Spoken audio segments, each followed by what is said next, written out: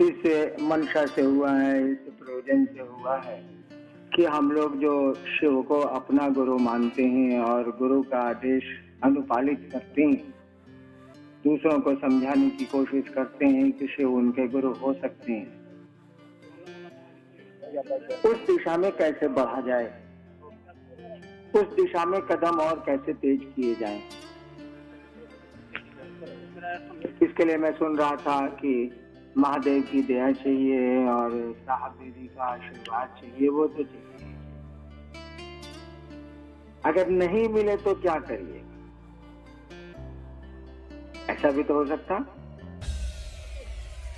शायद पिछले बार जो संगोष्ठी हुई थी, मैंने एक किस्सा आपको सुनाया था।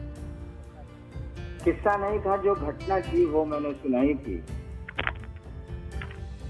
पिछले साल की शिवरात्रि में हम लोग बैठे थे, देवाशीष जी भी थे और मंडल सर भी थे।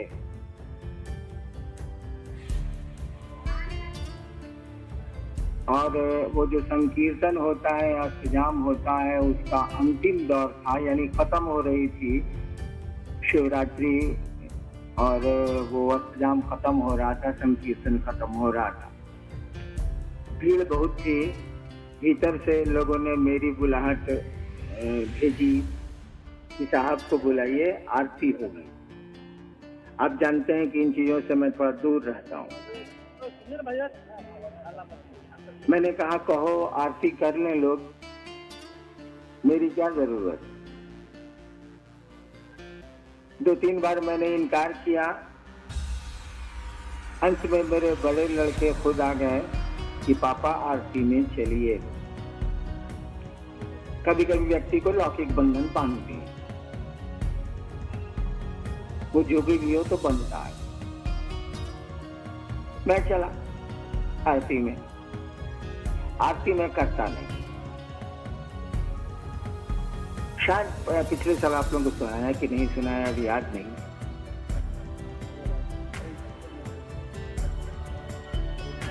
आरती की थाल सजी, 5 थालियों से आरती हो रही थी।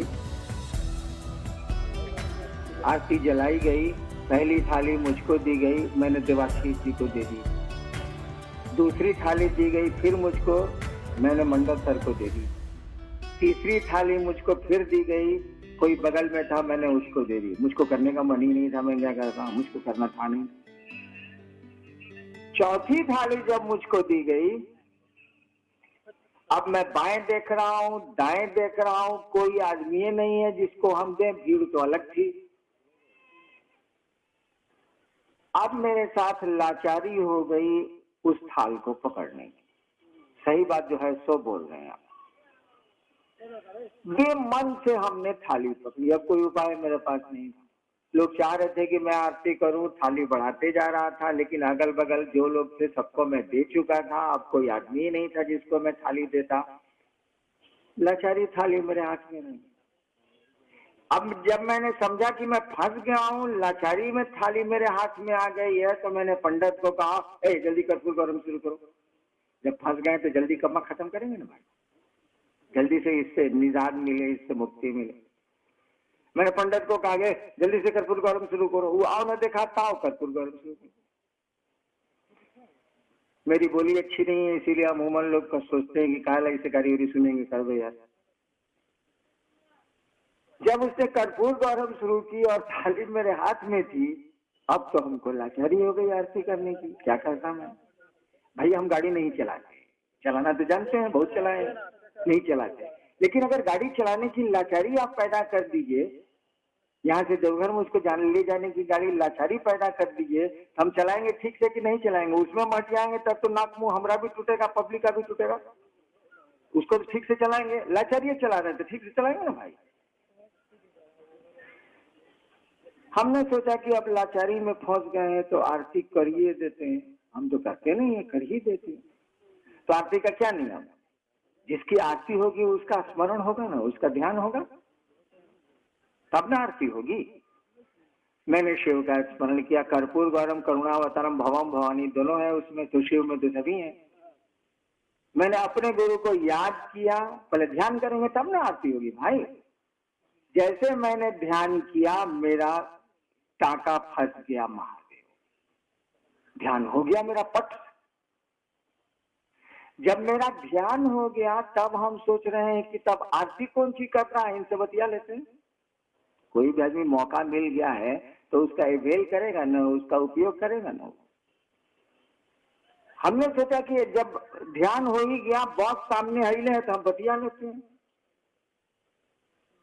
हाथ में थाली है, दोनों हाथ से पकड़े हुए, बड़ी थाली है, हाथ दोनों हाथ से पकड़े हुए, उधर कर्पूर गर्म हो रहा, शुरू ही हुआ। जैसे कर्पूर गर्म शुरू किया तो हम फंस गए थे, तो हमने ध्यान किया शिव का, ध्यान हो गया तो मेरा लाइन कनेक्शन चालू हो गया। देखिए हम महादेव को क्या बोलते हैं, पूरी तरह याद नहीं, इन लोगों को ज्यादा याद होगा, इन लोगों को सुना दिया था उसी समय। हमने कहा देखिए, महादेव को कह रहे कि देखिए ये जो गूंज उठ रही है, हरा भोला हरा भोला भोला भोला हरा हरा होता है ना कीर्तन में, तो हो रहा था, तो अब आरती के बाद में वो बंद होता, खत्म होता अष्टजाम।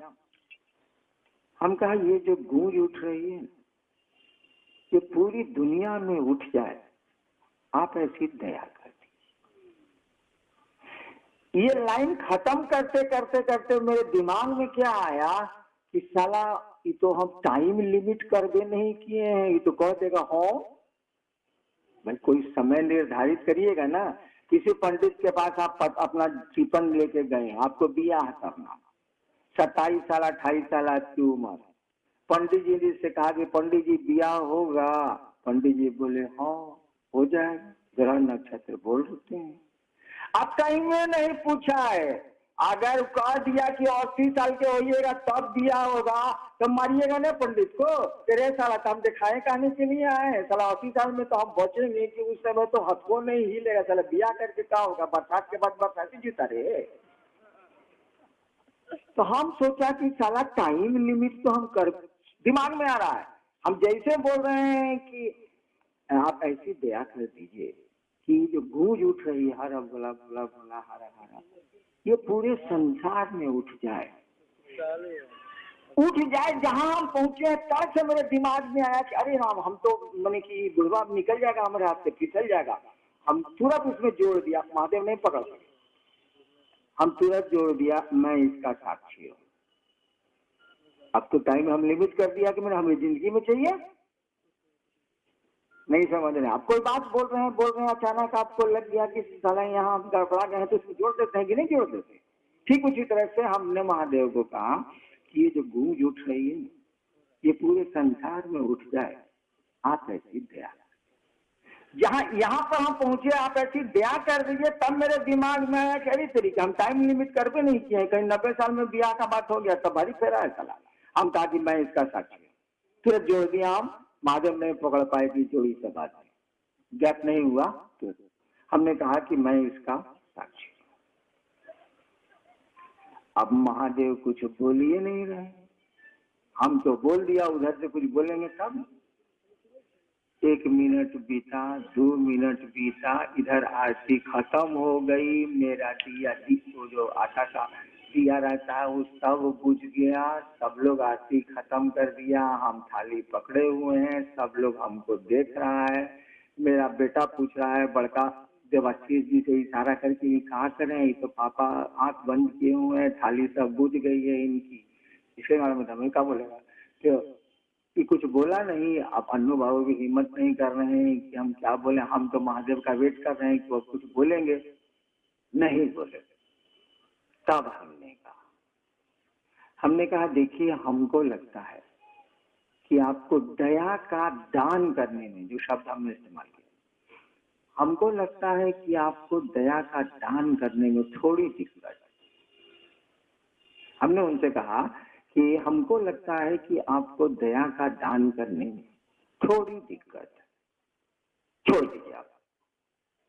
हमने शिव से कहा छोड़ दीजिए आप, रहने दीजिए, आपको दिक्कत है तो क्यों करिएगा, हम आपके चेला हैं, हम कर ले, हम आपके शिष्य हैं, हम कर ले। इसमें कुछ टाइम लग गया ज्यादा, आरती तो 2 मिनट 3 मिनट में खत्म हो गई, इसमें लग गया 5-7 मिनट हमको बतियाने में उनसे।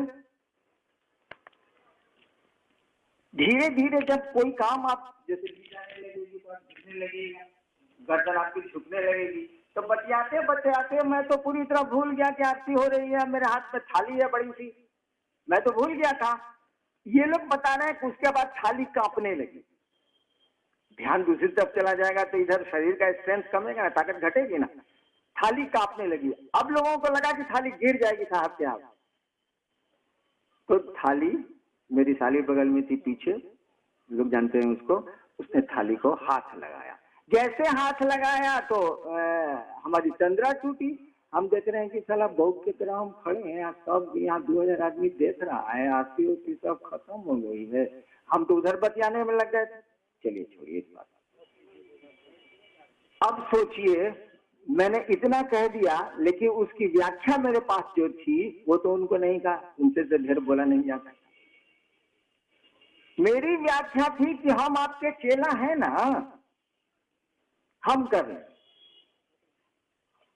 जब तक आपके हम शिष्य हैं, मुझको अपना अधिकार है कि नहीं, इसको बताइए।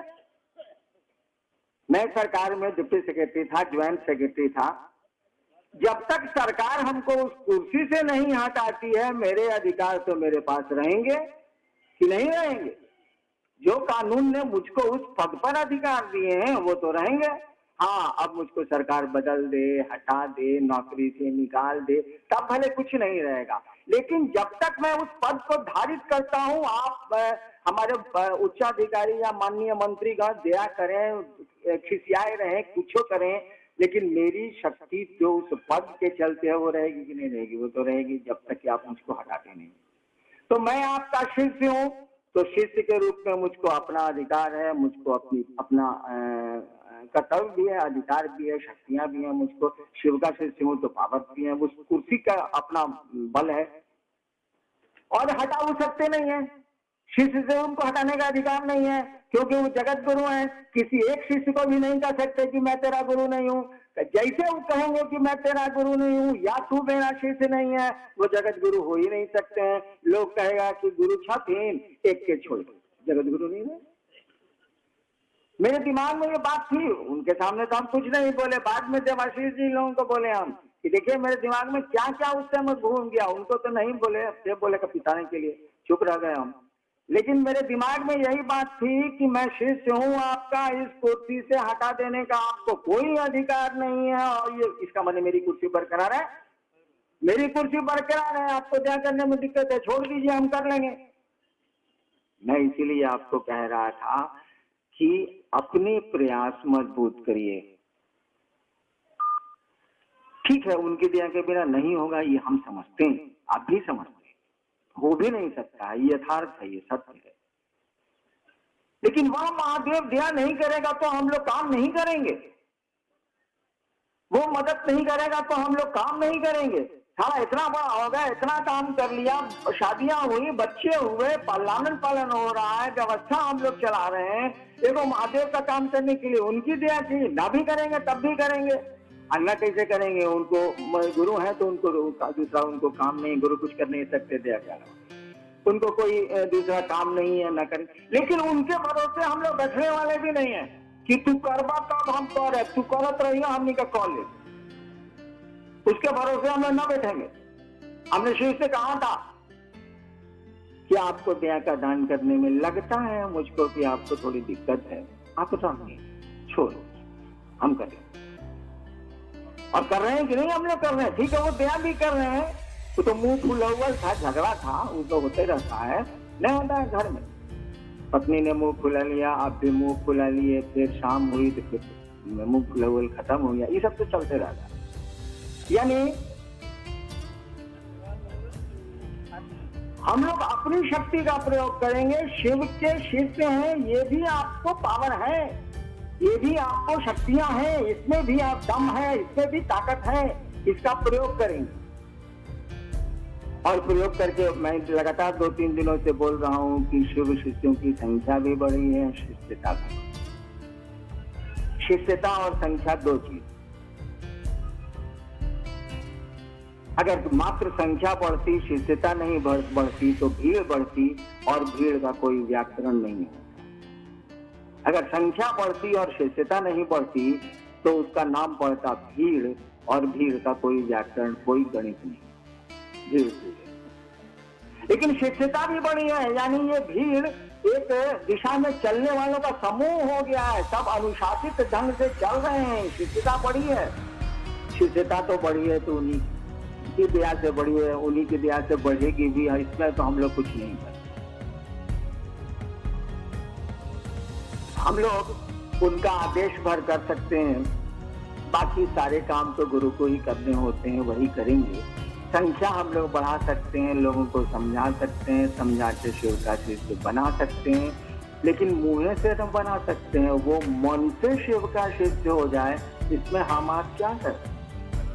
हमारे आपके पास बोली है, शब्द है हमारे आपके पास, ये विचार हम दे सकते हैं शिव को, ये लोगों को या शिव को अपना शिष्य भाव प्रेषित संप्रेषित कर सकते हैं हम लोग।